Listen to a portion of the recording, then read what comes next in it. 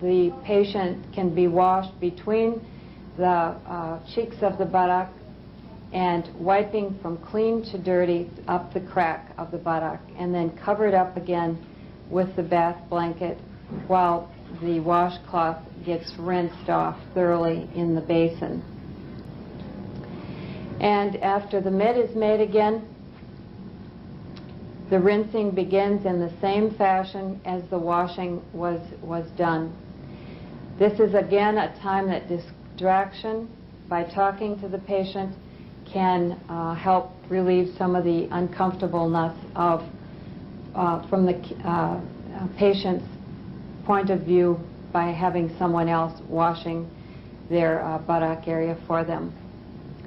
Now that this has been completed, the bath blanket gets put back on, the gloves can be removed, and the side rail gets put up, and now it's time to change the water again.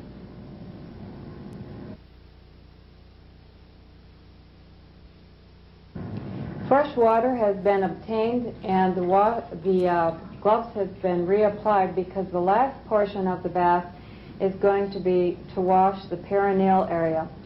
The perineal area on the female is considered to be the labia and vulva. And again, you only expose that portion that is necessary. Notice as we're zooming in a little bit more closely, the caregiver has washed on the far side, and then she's washing at a different portion of her washcloth on the right side, or the near side.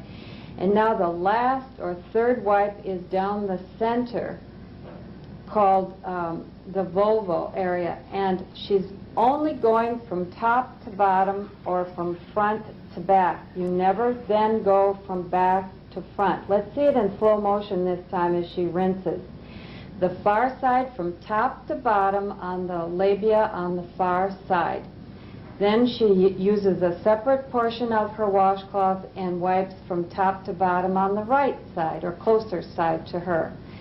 Then another portion of the washcloth, and she separates the labia and washes right down the center of it. A little bit difficult to see on the video, but you can tell as I've described it as well. Then it's patted dry, and we're going to cut away now and cover the person up, and then I'm going to show a demonstration of how you would do this if this were a male patient.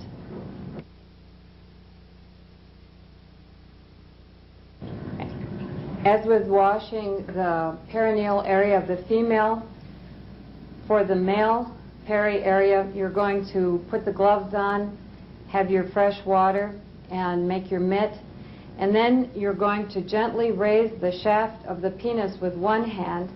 And if the patient is circumcised, retract the foreskin carefully to expose what's called the glans penis. Using circular motion then, cleanse from the tip of the penis outward and wash downward towards the shaft with soap and water. And you notice she's using different portions of the washcloth as she does that. Then cover the genital area up while the water is rinsed, and then again repeating those same steps, circular motion starting from the tip of the penis and washing down the shaft of the penis at the end. Inspection during that whole time is very important to make sure that there are no abnormalities that might be observed. After the penis has been washed, then the foreskin gets returned back to its original normal position after it has been retracted. Then after the penis itself has been washed, the scrotal area gets washed secondly. And lift the scrotal area, wash thoroughly, followed by rinsing, and then patting the area dry. You may be able to notice that there is a underpad in this bed. Maybe it isn't as clear. to you, but it's a good idea because it will help prevent any moisture from getting onto the linens themselves. This is the completion of the bath. Following that, of course, the patient would then have their gown, fresh gown applied after you remove the gloves, and then the person probably would be having their bed changed as well. But the demonstration of changing the bed will be covered on a separate tape. So we leave you with the application of a fresh gown on this person. Then, of course, then you would also have the ending procedure of lowering the bed, opening up your curtains, and making certain that the patient is comfortable after disposal of all of your linens, and always at the very completion of procedures, washing your hands as well. Now that you have seen a demonstration of a complete bed bath, there are several things in closing that I would just like to add. First of all, before giving a complete bed bath, be certain that you offer the patient the bedpan.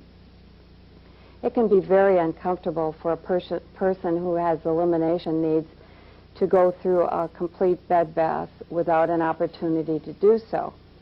And if the patient does need to have you stop the complete bed bath and utilize the bedpan, your water is going to be cooling off, necessitating you getting fresh water. And so it's just a better idea that you offer the bedpan prior to starting the complete bed bath.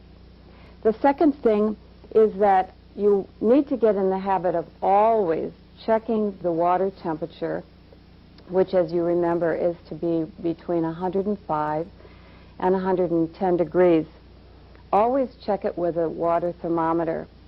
Because of the aging process and because of possible paralysis that the patient might have or the patient's confusion, they're not able to sense if the water temperature is too hot.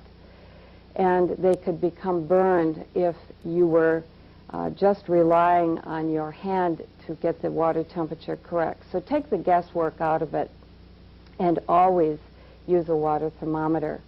Also, you can have the patient too cold as well if you don't use the water temperature. A temperature of 95 degrees is really very uncomfortable for the patient, and so checking it with a water thermometer is extremely important.